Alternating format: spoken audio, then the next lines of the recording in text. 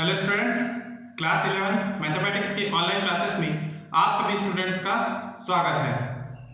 आज की क्लास में हम समुच्चय के प्रकारों से संबंधित उदाहरणों के प्रश्नों को समझेंगे। ठीक है, उदाहरण नंबर 5 में दिया है, निम्नलिखित में से कौन से रिक्त समुच्चय के उदाहरण हैं। ठीक है, पहला प्रश्न, निम्नलिखित में से कौन रिक्त समुच्चय है। ठीक, पहला प्रश्न दिया है, 2 से भाज्य विषम प्राकृतिक संख्याओं का समुच्चय। 2 से भाज्य विषम प्राकृत संख्या। ठीक, तो ये संख्या विषम प्राकृतिक संख्या, ऐसा कोई भी विषम प्राकृतिक संख्या नहीं है जो 2 से भाज्य हो। ठीक है, तो यह रिक्त समुच्चय होगा। रिक्त समुच्चय है, और क्यों है उसका आपको कारण लिखना होगा, क्योंकि 2 से भाज्य विषम प्राकृतिक संख्या नहीं है।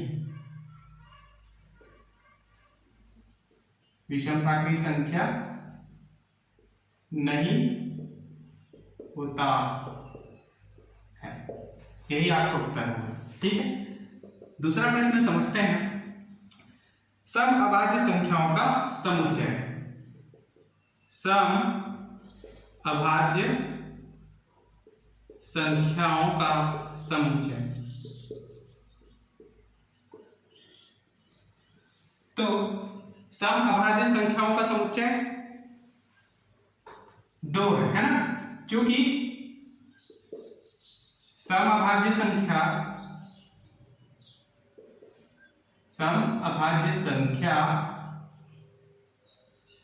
2 है, अतः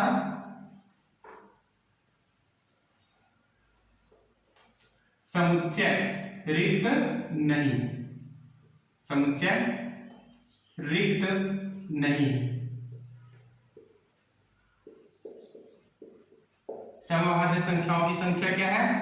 2 है ना, अंक 2 एक समअभाज्य संख्या है, इसलिए क्या है, समुच्चय जो है एक रिक्त समुच्चय नहीं होगा। क्लियर है? और रिक्त समुच्चय, पहला जो प्रश्न में 2 से भाज्य विषम प्राकृतिक संख्याओं के बारे में कहा गया था, और विषम प्राकृतिक संख्या जो है कभी भी 2 से भाज्य नहीं होता है, इसलिए हमने इसको रिक्त समुच्चय कहा। क्लियर? तीसरा प्रश्न समझते हैं, x such that x एक प्राकृतिक संख्या है। x such that x एक प्राकृतिक संख्या है, और x less than 5 तथा x greater than और x less than 5 तथा x greater than 7। ठीक, तो उत्तर में आप लिखेंगे कि चूंकि x एक प्राकृतिक संख्या है, यानी नेचुरल नंबर को दर्शाता है, तो ऐसा कोई प्राकृतिक संख्या नहीं है जो 5 से छोटा हो और 7 से बड़ा हो।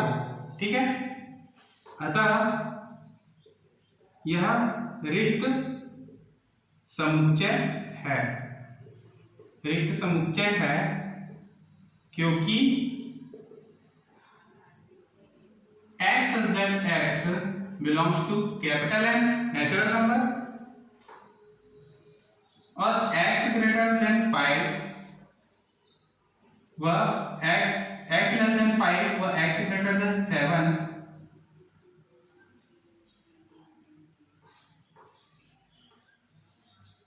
का कोई संख्या या प्राकृतिक संख्या नहीं है।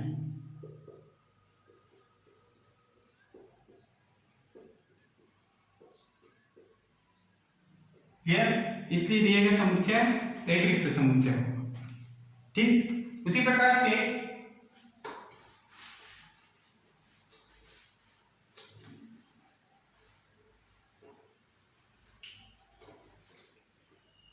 एक और क्वेश्चन समझते हैं कि y सच दैट y किन्हीं दो समांतर रेखाओं का उभयनिष्ठ बिंदु है।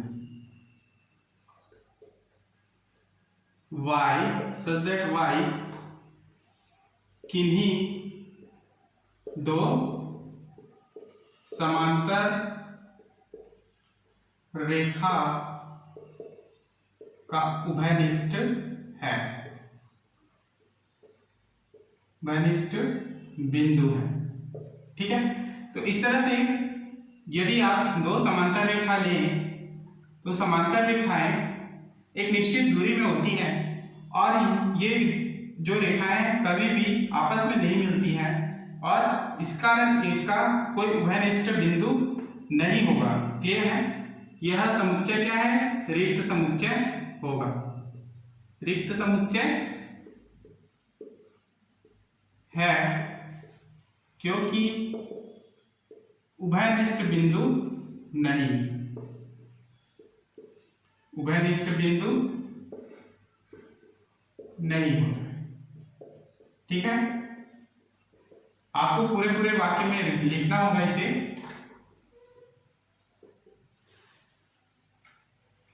उसी तरह से दूसरा प्रश्न समझते हैं हम। ठीक है, ये रिक्त समुच्चय के प्रश्न यहीं पर कंप्लीट हुए। अब हम परिमित व अपरिमित समुच्चय के प्रश्नों को समझते हैं। निम्नलिखित में से कौन परिमित व कौन अपरिमित है, यह आपको हल करना है। कौन परिमित व अपरिमित है। ठीक है, क्वेश्चन नंबर 2 का पहला प्रश्न है, वर्ष के 12 महीनों का समुच्चय।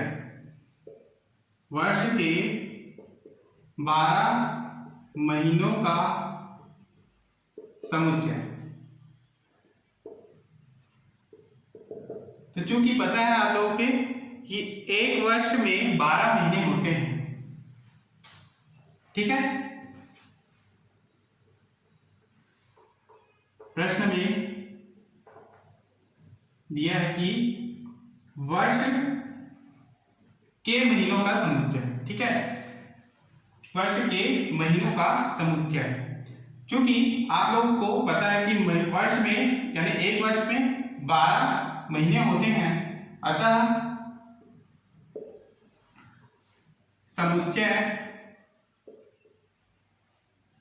समुच्चय परिमित होंगे, परिमित है क्योंकि एक वर्ष बराबर 12 महीना जो निश्चित है। क्लियर? इस प्रकार से जो महीनों का समुच्चय है एक निश्चित मान है, अतः समुच्चय क्या है? परिमित समुच्चय है। उसी तरह से दूसरा प्रश्न देखते हैं। 1 2 3 अनंत तक। ठीक, तो यह एक अपरिमित समुच्चय है। ठीक है, तो क्यों होगा? क्योंकि प्राकृत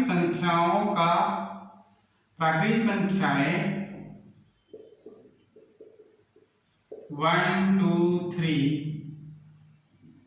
अनंत हैं। ठीक है, अनंत है। अनंत अर्थात अनिश्चित है, इसलिए यह एक अपरिमित समुच्चय का उदाहरण होगा। क्लियर? उसी प्रकार से एक तीसरा प्रश्न समझते हैं। x such that x capital M, bracket में x such that x belongs to capital M, तथा x minus 1 x minus 2 is equal to 0, ये परिमित है या अपरिमित, यह हमको दर्शाना है ना। तो इस तरह से आप अलग अलग वैल्यू लें, x माइनस 1 बराबर 0 और x माइनस 2 बराबर 0, तो x के वैल्यू 1 और x बराबर 2 प्राप्त होता है। इस तरह से x का एक निश्चित मान होता है ना, x बराबर 1, 2 निश्चित मान होने के कारण एक परिमित समुच्चय है, एक परिमित समुच्चय है। ठीक है, इस तरह से आप लोग को दर्शाना है कि कौन परिमित है और कौन अपरिमित है। ठीक है, इसी तरह से अगला क्वेश्चन देखते हैं, क्वेश्चन नंबर 3।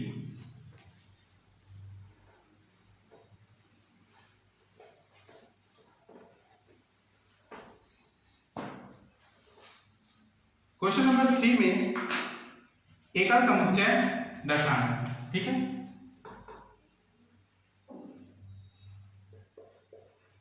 कौन एकल समुच्चय है। ठीक है, तो पहला प्रश्न देख लेते हैं। 3 से छोटी सभी अभाज्य प्राकृतिक संख्याओं का समुच्चय, 3 से छोटी सभी, 3 से छोटी सभी अभाज्य प्राकृतिक संख्या का समुच्चय। ठीक है, तो 3 से छोटी प्राकृतिक संख्याएं 1 व 2 होंगी, 1 व 2 जो 3 से छोटी अभाज्य प्राकृतिक संख्या है, प्राकृतिक संख्या है। 3 से छोटी अभाज्य नहीं, केवल प्राकृतिक संख्या है। ठीक है, तथा 2 एक अभाज्य संख्या, अभाज्य प्राकृतिक संख्या है। ठीक है, तो इस तरह से समुच्चय ब्रैकेट ऑफ 2 है जो एकल समुच्चय। ठीक है, एकल समुच्चय है क्योंकि केवल 2 ही एक अभाज्य प्राकृतिक संख्या है ना, और एक जो है एक केवल प्राकृतिक संख्या है, अभाज्य नहीं है, इसलिए 2 एकल समुच्चय होगा। क्लियर है। उसी प्रकार से एक दूसरा प्रश्न देखते हैं इसमें, x such that mod x बराबर 7 x belongs to कैपिटल है। ठीक है, तो दिया गया समुच्चय एकल समुच्चय है, ये है कि नहीं यह आपको दर्शाना है। तो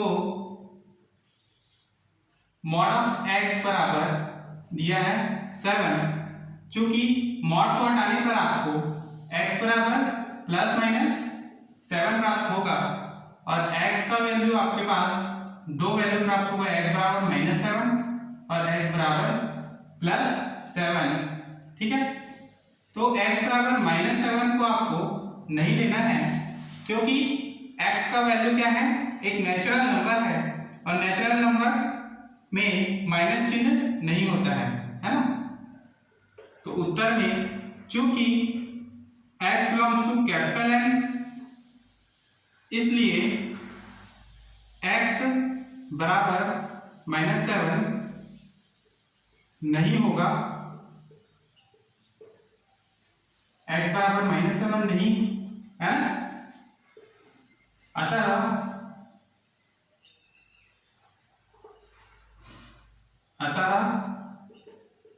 x is equal to 7, x is equal to 7 एकल समुच्चय है, एकल समुच्चय है। क्लियर? तो ये दिया गया समुच्चय एक एकल समुच्चय है। इस प्रकार से आप एकल समुच्चय के प्रश्नों को भी हल कर सकते हो। ठीक है, तो इस तरह से आज की क्लास में हम इतना ही समझेंगे। नेक्स्ट क्लास में हम इसके आगे के प्रश्नों को हल करेंगे और एक्सरसाइज के प्रश्नों को भी हम समझेंगे। तब तक के लिए हम अपने क्लास यहीं पर विराम देते हैं। धन्यवाद।